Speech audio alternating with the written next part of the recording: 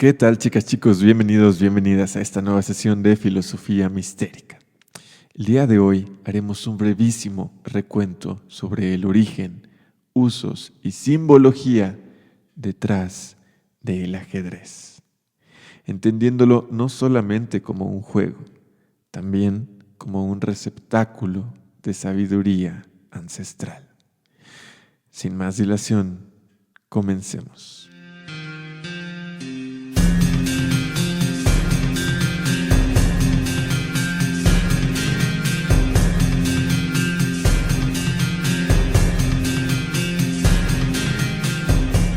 La primera mención del ajedrez en una obra escrita se remonta al año 1000 después de Cristo, aproximadamente, y se atribuye al poeta persa Ferdusi.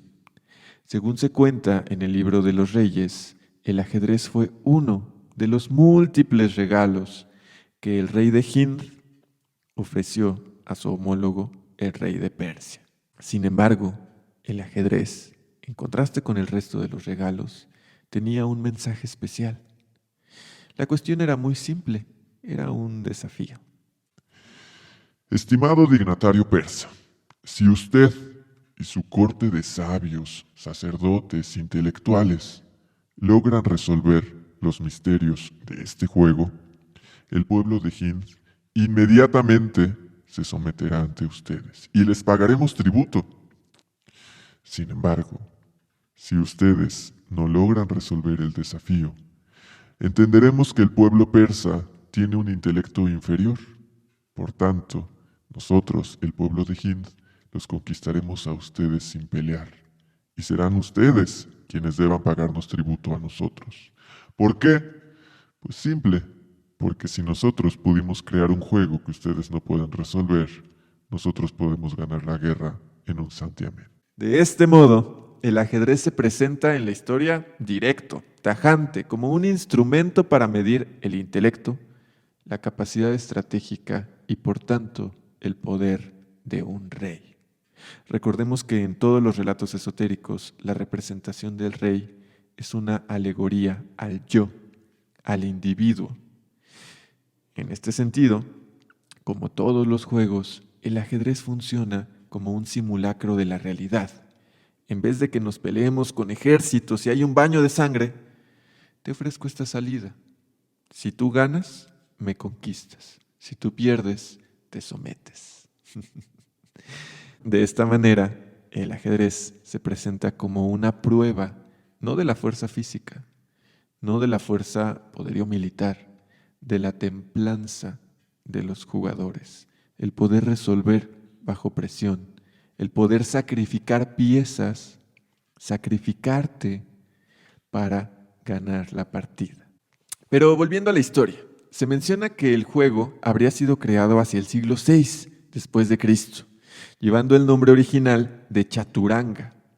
En sánscrito, la palabra Chaturanga está compuesta de dos términos: Chatu, que significa cuatro, y Anga, que representa apoyo. ¿Pero qué tiene que ver el número 4?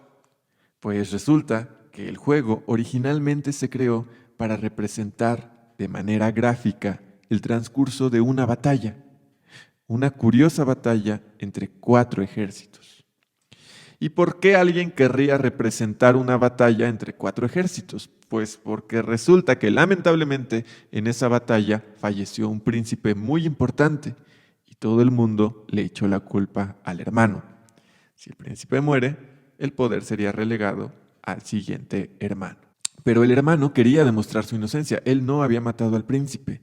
Entonces se le ocurrió hacer un plano, un mapa segmentado en cuadritos que permitiera decir: Mira, mientras mi hermano estaba atacando por el sur a este otro ejército, yo estaba del otro lado del campo de batalla, yo estaba en el norte atacando a otro ejército. Yo no pude haberlo matado porque estaba posicionado justo del otro lado del tablero.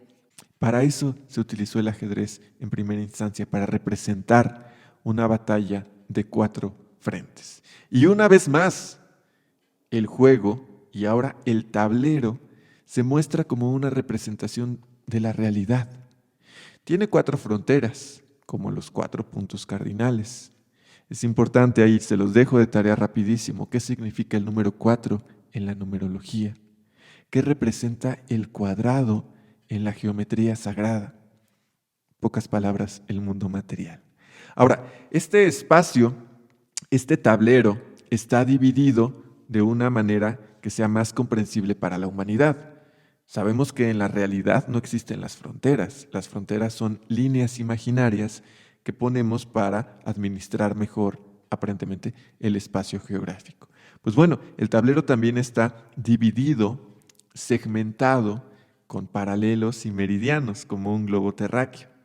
Y esto es porque en realidad el tablero puede comprenderse fácilmente como un mapa, como un plano.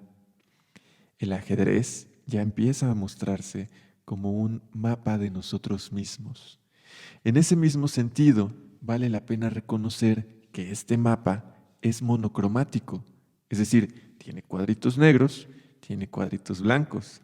Parece hacer referencia a las dos fuerzas originarias, la luz y la sombra, el yin, el yang, la acción y la contemplación.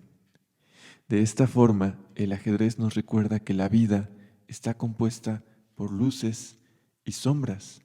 A los momentos luminosos, normalmente le seguirán los tiempos oscuros y viceversa, precisamente porque la vida requiere este contraste. ¿Cómo sabríamos de la luz si no existe la oscuridad? ¿Cómo valoraríamos la felicidad si nunca hemos sentido la tristeza? Además, el tablero también nos recuerda que es muy difícil que todas nuestras piezas, que todos los aspectos de nuestra vida se encuentren en la misma naturaleza. Todos, todas, tenemos un poco de guerra y de paz ocurriendo al mismo tiempo. Mientras con mi familia todo bien y en el trabajo excelente, híjole, la vida de pareja, la vida de amigos está siendo un poco complicada. Mientras la vida familiar, amigos, familia, todo está bien, puede haber algunos problemitas de salud. Así es la vida. El tablero de ajedrez nos permite observar esa luz y sombra desde afuera para aceptarla mejor. Por supuesto, volviendo al tema, existen notables diferencias entre el juego indio, el chaturanga, y el ajedrez contemporáneo. En el primero, en chaturanga, existen también 32 piezas, pero están divididas en 4 bandos y hay 5 tipos de piezas. Esto está muy fácil. Cada frente está conformado por 4 peones, un rey, un caballo, un elefante y un carro. Y es aquí cuando salimos un poco del tablero y recordamos que en principio el ajedrez era una representación de 4 fuerzas que estaban confluyendo en el mismo espacio. 4 potencias que se relacionaban de manera caótica en el espacio. 4 elementos. ¿Eso les suena? Es muy curioso, y lo digo como un pequeño disclaimer, que el juego se haya simplificado. Ya no jugamos entre 4 personas, jugamos simplemente con 2 ejércitos. Pareciera que nuestra visión contemporánea del mundo se ha reducido a lo bueno y lo malo, lo positivo, lo negativo, la construcción y la destrucción. Pero independientemente del número de contrincantes, el ajedrez nos recuerda que la realidad concreta, más que un campo de batalla, es el éter, el espacio donde confluyen las fuerzas, los deseos, las intenciones de varias piezas, de varios equipos. El ajedrez nos recuerda que somos uno en este tablero cósmico, uno de miles, de millones, no solo de humanos, de planetas, de estrellas, de animales, de plantas. Y siguiendo el precepto hermético, así como es afuera, es adentro. Nosotros mismos somos un tablero en blanco y negro. Nosotros mismos, nosotras mismas, somos la confluencia de 4 elementos. Somos más que una sola cara. Somos multifacéticos. No solo tenemos una personalidad, tenemos varias. Para eso nos ayuda el ajedrez, para reconocer nuestras luces, nuestras sombras, nuestro fuego, nuestro aire, nuestra agua, nuestra tierra, y saber que la única coherencia es reconocer nuestra diversidad. Pues bien, hablemos pues de la masonería. Es probable que no todo el público esté relacionado con algunos términos que se hablarán más adelante. Y esto no quiere decir que sean así súper avanzados, tal. No, simplemente no son tan de uso cotidiano. Sin embargo, las invito a quedarse. La conclusión es muy bonita y, quién sabe, puede ser todo mucho más sencillo de lo que pareciera. Empecemos, y por supuesto, la referencia inmediata sería el tablero. Si entendemos al templo masónico como una representación del universo, es lógico que el piso ajedrezado esté presente por aquello de la luz, de la sombra, de lo bueno, de lo malo, de lo femenino, de lo masculino, el yin y el yang. Ahora, dentro de este piso se mueven los asistentes a las reuniones. En este piso se mueven energías, se mueven los 4 elementos y están también presentes los 4 puntos cardinales. Es decir, literalmente es una representación del universo. Todo confluye en el éter, todo confluye en la logia. En lo que respecta a las piezas, podríamos asociar a la figura del presidente de las reuniones con el rey y al vicepresidente con la reina. ¿Por qué? Porque son piezas que no poseen un equivalente. En el grupo de las blancas y de las negras solo hay un rey, solo hay una reina. Como dentro de la logia, solo hay un maestro venerable y un vicevenerable. Es dato curioso, nada más para dejarlo ahí. En realidad, en principio, no existía una reina. Ese puesto era ocupado por el consejero del rey. Sin embargo, a todo el mundo nos ha quedado claro que hay una influencia muy poderosa de las mujeres en sus reinos a lo largo de la historia. Por eso decidió cambiarse de consejero a reina. También están, hablando de las piezas, las torres, que por supuesto recuerdan a las columnas. Los caballos y sus caballeros, que recuerdan la importancia de las espadas en una logia. Los alfiles, que, aun siendo dignidades, procuran devoción y respeto a sus líderes. Pero por supuesto también los peones. Vistos desde una manera superficial, podríamos decir que están asociados con los grados menores, pero vistos más a profundidad, pues nos hablarían de la fraternidad, de la unión completa, de la equidad que existe en cada una de las logias. Asimismo, resulta sencillo comprender que las 16 figurillas blancas deberían ocupar el lugar de Oriente, es decir, la columna del sur, porque es ahí donde nace el sol y por tanto la iluminación, la blancura, al tiempo que las piezas negras remitirían más bien a Occidente o a la columna del norte.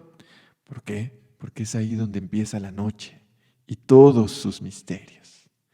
Todo ello sin olvidar las constantes referencias a la escuadra, en el movimiento de los caballos y el compás, en el ángulo que forma la trayectoria de los alfiles.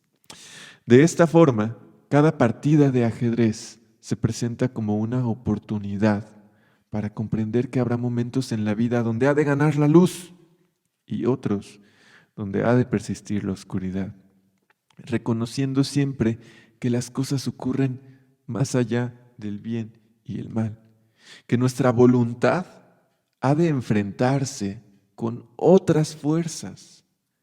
No solo se requiere voluntad, también hay que saber utilizar las fuerzas de nuestro entorno a nuestro favor y al mismo tiempo servir a fuerzas que no son precisamente las de mi voluntad.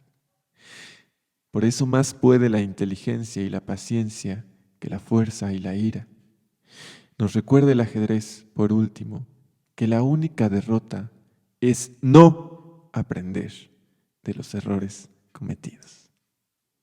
Adiós. Gracias.